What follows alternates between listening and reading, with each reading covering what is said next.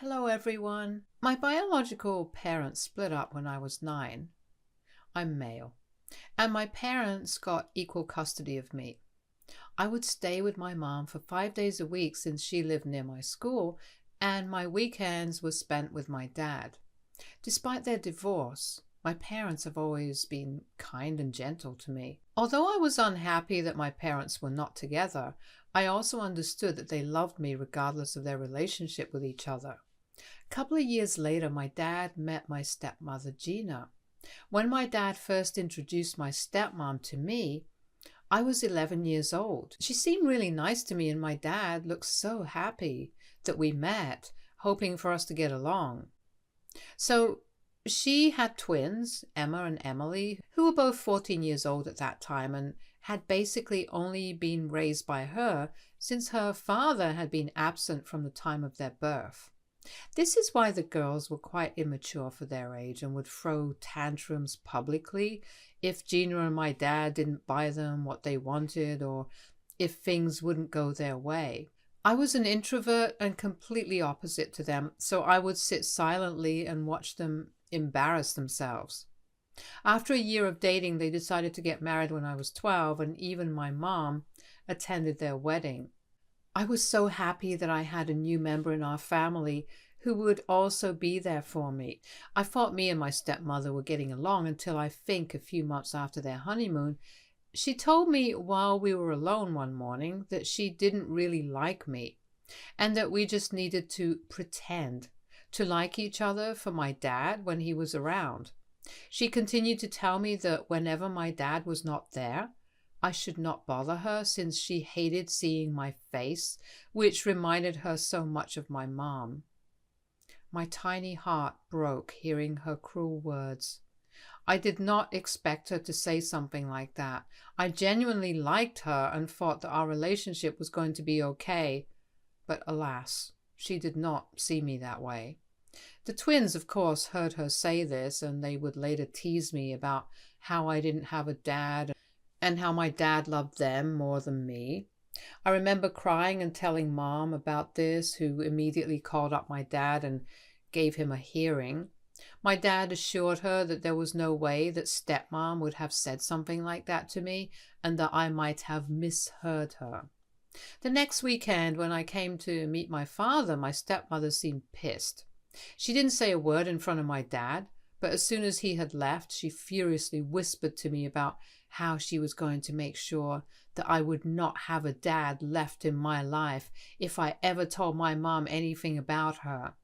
She also threatened me that she would divorce my dad and take away all his money, so if I didn't want to see my dad living on the streets, then I should keep my mouth shut.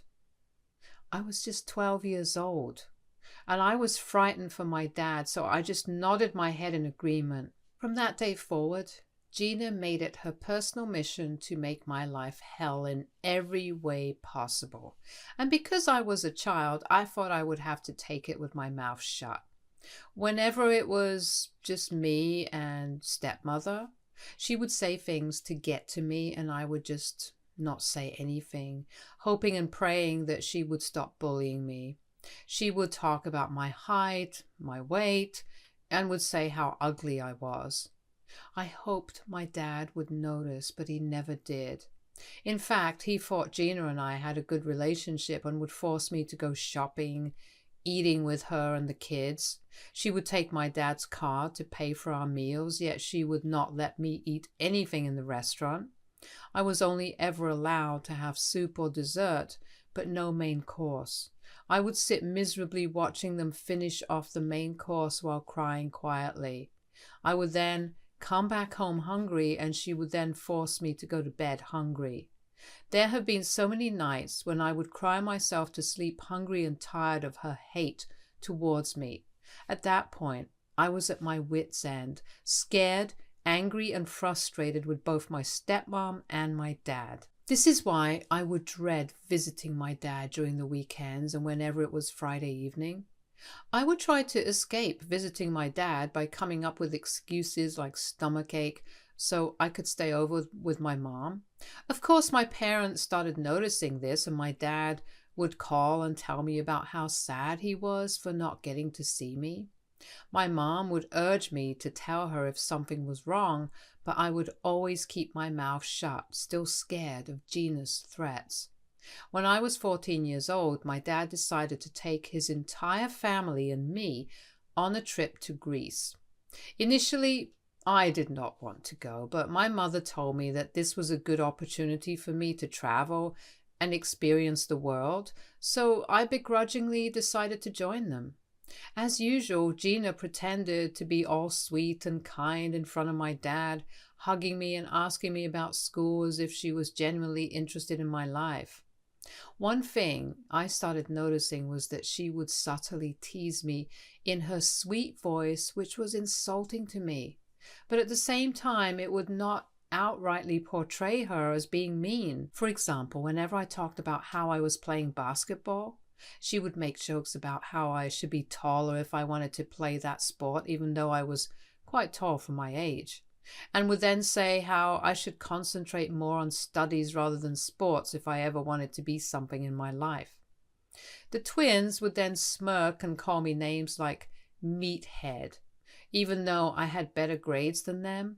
My dad would notice this but would choose to ignore it.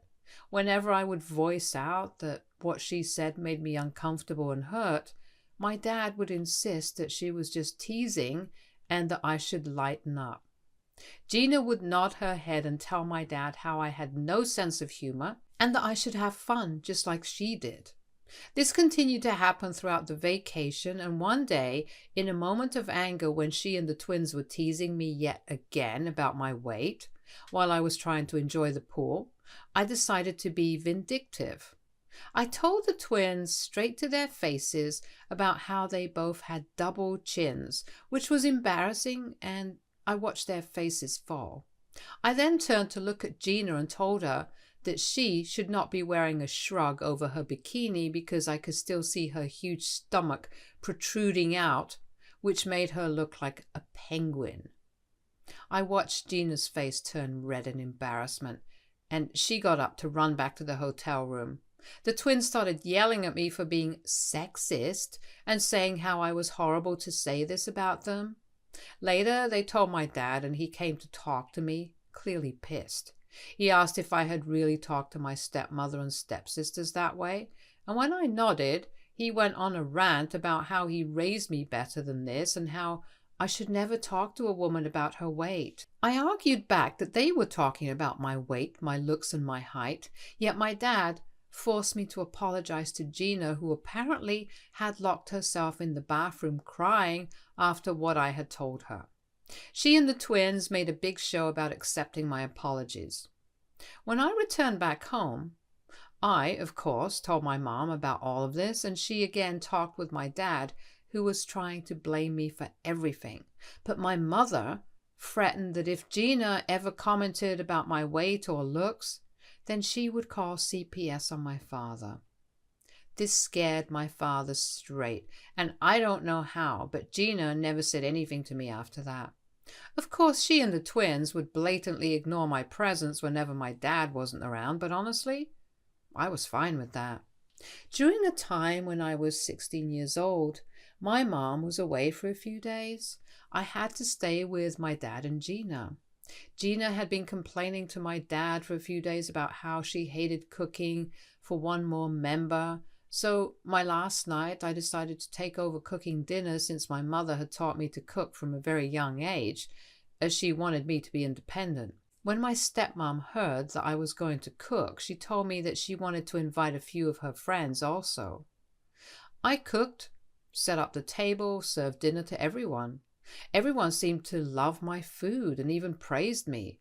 Later, my dad decided to clean the dishes, so I was free to go to my room. This is when I heard Gina and her friends talking very loudly outside my window while I was in my room. Her friends were telling her how lucky she was to have a nice husband and such a great house. When they mentioned how nice it was that I cooked for them that night, stepmom immediately went on a rant about how annoying I was and that she couldn't stand seeing my face. She told her friends how she couldn't wait until I was 18 so she wouldn't have to see me every weekend. When one of her friends mentioned again how nice I seemed, Gina told her that she had actually expected me to fail and was hoping that I would mess up cooking the dishes so she would have something to blame me for. This really shocked me because here I was trying to be polite to her even though I knew that she hated me, but she seemed to have already made up her mind and refused to budge. As time passed, this hate just kept growing. During college, when I went away, I would sometimes come to visit my dad on his insistence for a few days, but even then Gina would completely ignore me. She would knowingly schedule family activities with just Dad and the twins, or her and the twins, so they would not be around much, while I would be stuck at home. Every time I would wake up late because it was my vacation time, for Christ's sake, she would yell at me and tell me how embarrassing I was. She would call me lazy and inconsiderate if I made any messes around the house, even though I would always clean it up. I knew for a fact I was always respectful to her because my dad would have my head if I wasn't. I was very polite towards her and treated them very lightly to make sure I did not say or do anything that would upset her. But it felt like it was not enough and that I was still doing something wrong. She also was inconsiderate about my privacy. She would loudly come into my room while I was sleeping and wake me up, or barge into my room without bothering to knock, which would make me extremely uncomfortable. She would randomly check my room and under my bed for God knows what. She would refuse to pick up dinner for me, but would do it for the family and would not invite me to come down for dinner. Regardless of this, I would just keep my mouth shut and my head down and try to spend time with Dad whenever I could. Now, coming on to the main incident. When I turned 21, my dad asked me to come visit him. He told me how he had some important news to share. It had been a while since I visited my dad, so I was a bit apprehensive, but my mother encouraged me to visit, saying that he had some good news for me. I agreed and booked my tickets, and when I arrived I was greeted warmly by my dad at the airport, and we drove back to his place. I asked my dad what it was that he wanted to talk to me about, but he assured me that he would reveal everything during the family dinner. When we arrived, I noticed that the twins were home also. It had been a while since I had seen them. Emma and Emily didn't even bother acknowledging my presence, and neither did I. The night during family dinner, my dad started saying how he was proud to have 3 wonderful children in his life. He spoke about how grateful he was to have such a loving family and how he wanted to share some exciting news. The atmosphere seemed positive, and I couldn't help but feel a sense of anticipation. As my dad continued speaking, he looked at each of us with a smile, including Gina, who had been giving me icy glares all day. My dad continued to say how he had recently lost his friend to a heart attack, which had given him a harsh reality check and made him think about how lucky he was to have all of us. He had also spoken to a lawyer and made a will. Hearing the word will, I immediately watched Gina and the twins perk up in excitement. Dad continued to say how he had carefully thought about it and decided to leave the house to stepmom since she was his wife. Gina beamed in pride hearing that and kissed him on the cheek. My dad lived in a 5-bedroom house, so if Gina ever decided to sell the place, she could have a fortune. Dad then continued to say that he had decided to leave me his entire retirement account money and his car. Now, my dad's car was not an ordinary car. It was a vintage car that he had spent a lot of money and time on maintaining. The car held sentimental value for both of us, as he had often shared stories of his youth and adventures associated with it. I sat there, still processing the information, and realized that leaving the car to me was my dad's way of expressing his love. As my dad spoke about how proud he was for me to inherit the car, Gina's expression shifted from pride to discontent. She exchanged glances with the twins, who seemed equally displeased. It was evident that the prospect of me inheriting a substantial amount of money and a cherished vintage car fueled their resentment. Dad, seemingly oblivious to the tension in the room, went on to say how he would leave the twins the joint bank account that he and Gina shared. Gina was a homemaker, so the money belonged to my dad entirely. He said that he wanted the money in that account to be equally divided between them. He told them how they would have money and this house to live in, so they had nothing to ever worry about in case if something happened to him. I was honestly fine with this arrangement, and it seemed fair to everyone also. However, the twins immediately expressed how they had expected more, and that my dad should leave them his retirement account also, since I did not need it anyway. When my dad asked them why they would think so, Gina started saying that I was a guy, so I should find my own way of living, while they were women and would need more money for financial stability. My dad reminded Gina that he had already provided her children with college funds, and now they would even get their house and bank account, so they had absolutely nothing to worry about. Gina kept insisting how I didn't deserve so much money, but my dad reiterated that his mind was made up. I was sitting quietly and listening while they continued to argue. Suddenly, out of nowhere, Gina burst out crying. We looked at her concerned, and my dad told her that this wasn't even something to cry about since he had fairly divided everything. Gina, between sobs, started saying how she had kept her mouth shut for all these years to protect the family, but that she could no longer take it anymore. The room fell into an awkward silence, and my dad and I exchanged puzzled glances. Despite the tension, he gently urged Gina to share whatever was burdening her. Amidst sobs, Gina began to say how a few years ago I had tried to force myself on her, but she had tried to hide it to protect me. I was taken aback, shocked by the unexpected accusation. Before I could even process what was happening, Gina began to elaborate on her false claims. She told my dad that after our vacation in Greece, where we had that argument over weight and height, I would always stare at her and try to come into her bedroom uninvited. I sat frozen in my chair as she continued to fabricate a story about how I would try to barge in every time she had a shower, or come too close to her face when we were alone. She told my dad how she dreaded having me over every weekend because of this, since she was afraid that I would do this with the twins too. I tried to defend myself, furiously denying the baseless accusations and yelling at her for having the audacity to even make up such claims. But Gina continued to cry like a victim. She spoke about how I started to grow older, I would make her more and more uncomfortable, and on one occasion when she and I were alone, I tried to force myself on her.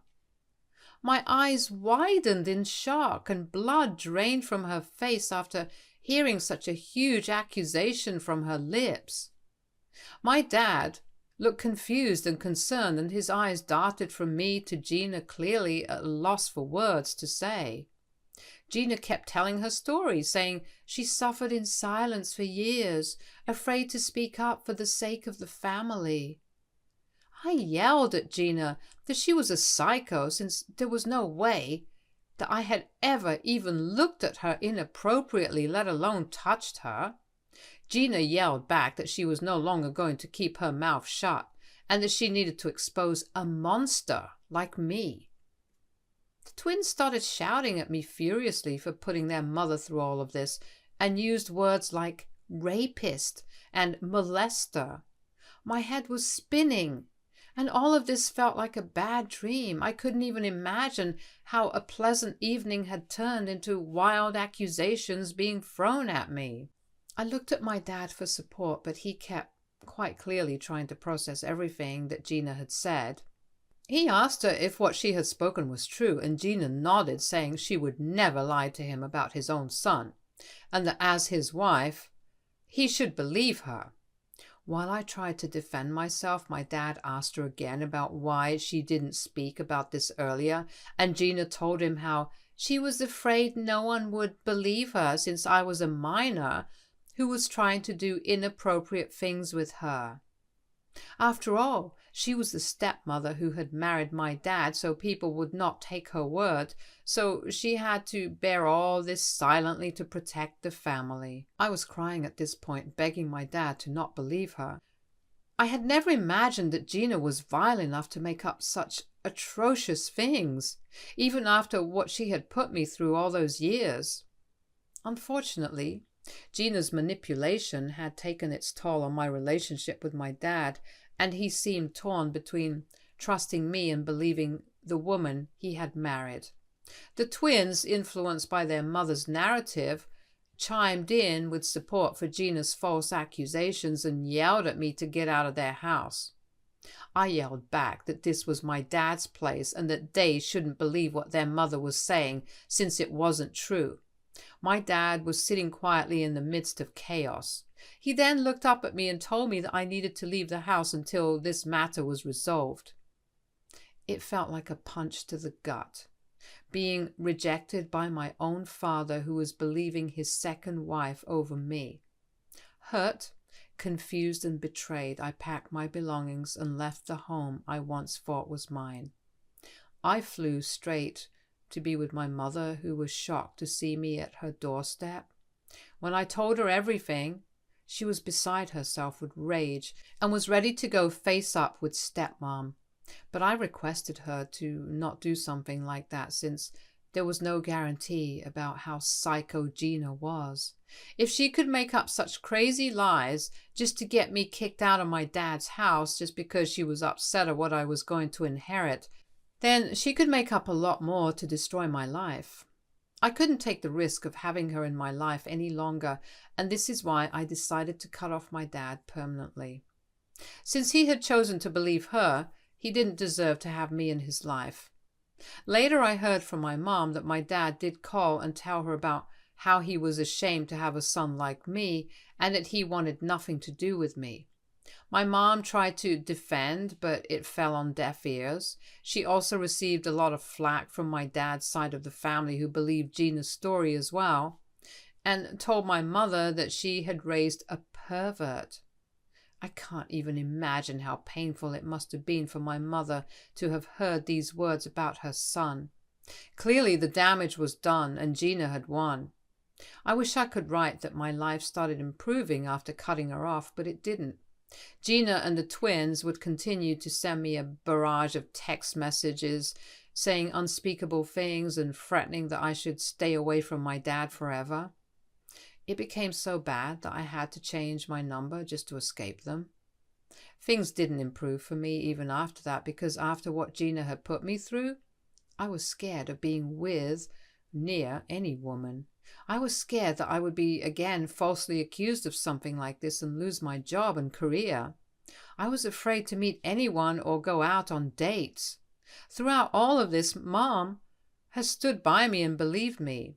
I went through severe depressive and suicidal episodes, and my mom flew to live with me for a couple of months so I would be all right. Slowly, my mental health recovered and I started to live my life. Eventually, I met a wonderful woman named Marsha who brought the sunshine into my life. She has absolutely changed my life, and my mom adores her as well. Marsha and Mom are everything to me, and thanks to them, I continue to live my life with purpose. Just a week ago, I received a call from an unknown number. Thinking it might have been Amazon, I picked it up. To my shock, it was Dad. I was taken aback by hearing his voice, and the first thing he told me was how much he had missed me. It had been a long time, almost 7 years, since I had heard from him. He sounded old. I asked him about how he got my new number, since not a lot of family members had it, but my dad dodged the question and asked me if I was doing okay. I kept quiet and then told him not to bother me again since I had nothing to tell him. This is when my dad broke down and started to cry. He begged me to forgive him. and kept saying how bad he was to have abandoned his own son. My curiosity piqued and I waited for him to explain himself. That is when my dad started to say how Gina had been cheating on him with his best friend for a few years, and after he confronted her with proof, she didn't even bother hiding any longer, and said she was tired of being married to a pathetic man like him. Gina revealed to him that she had only married him for his money and that she hated being someone like him. When my dad kept pushing her for more truth, she finally admitted how she had made up all those accusations about me because she hated me as well and wanted all my dad's wealth for herself and her daughter because they deserved it. As you can imagine, my dad divorced her and she got nothing from the marriage since she had an affair, even though her lawyers tried to fight for alimony. My dad continued to say how he had been waiting to divorce Gina so he could officially get in touch with me and apologize for what he had put me through. He said how he wanted to catch up on lost time so we could have a better father-son relationship. At the mention of father and son, I couldn't help but scoff. I told him that he was no father of mine after how he quickly abandoned me for his wife's nasty accusations. I told him that I wanted nothing to do with him and didn't want him to bother me anymore. I cut the call and hoped that he would get the message. However, since then, I have been bombarded with calls from my dad and his side of the family who I don't even talk with about how my dad has suffered enough and I'm just making it harder on him. I feel conflicted with their messages. AITA for refusing to talk with dad after he cut me off for false accusations by Gina. Update 1. Okay, so my post was locked, but hopefully it's okay now. I have posted the link and tried my best with spacing. I'm on mobile. For all the support and advice, I really appreciate and am wholeheartedly so grateful to all who helped me to see how I was. Thank you. To explain a bit further, I am not just furious at my dad for believing my stepmother over me, but also for all those years she harassed me and did nothing to protect me. I was the child and she blackmailed and manipulated me while I would keep quiet. I have never told anyone about that. I think it's time I open up about this to my mom and let her know exactly what I went through, since I know she will understand. Update 2. Hi everyone. It's been a week since I updated for everyone concerned about my mental health. I'm doing okay. Thank you everyone for being so kind. Now, first things first. I booked tickets for my mom to come and visit me so I could tell her and Marsha everything. They already knew something was up with me. I started to tell them about how Dad had contacted me after all these years, which shocked my mom. She asked me why he did so, and I told her. She had no idea that he had gone through a divorce and was furious at Gina for what she had put everyone through. Then I told both of them about how Gina would manipulate me when I was just 12 years old. I told them about how she would bully me while Dad wasn't around and would threaten to divorce him if I ever decided to tell him. I didn't realize how traumatic these events were when I started to slowly open up about all these incidents that had happened to me one by one. By the time I was done recounting, I had tears streaming down my face. Marsha and my mom were crying quietly as well. My mom immediately got up to hug me and kept repeating how I should not have held this all in and that it was okay for me to share this. I cried for half an hour straight while my mom continued to hug me. Marsha also told me how no child should have gone through this and that it was completely fine if I chose to not speak to my dad ever again since he should have done a better job protecting me. My mom nodded and told me that I didn't have any obligations to explain anything to my dad because when I needed him the most, he chose to believe his wife over me, and the only reason he was contacting me now was because he was lonely and had no family left. This is when I realized that they were indeed right. My dad perhaps never really loved me because had he really loved me and known me, he would have never believed that I was capable enough to sexually assault someone. Since then, my mind has been made up after the conversation. After years, I feel so much lighter saying all my past with Gina out loud to my mom and Marsha. I have blocked my dad and will continue to block any other family member who decides to interject in my life. I owe no explanations to the ones who chose to abandon me. Update 3. Wow, I wrote this post 6 months ago and I can't believe how much my life has changed since. I want to start by sharing something happy. I proposed to Marsha and she said yes. My mom is happy for us and we're thinking about moving closer to her because the schools are better there. Both of us can work from anywhere, so it makes sense for our future family. I've also started therapy thanks to the advice of people on Reddit. It's helping me feel better step by step. I'm trying to focus on the good things in my life, like Marsha and my mom. They've been there for me, and I'm grateful for their support. The past has been tough, but I'm looking ahead to a brighter future, free from all the lies and family drama. Stay tuned for more stories from our girl relationships.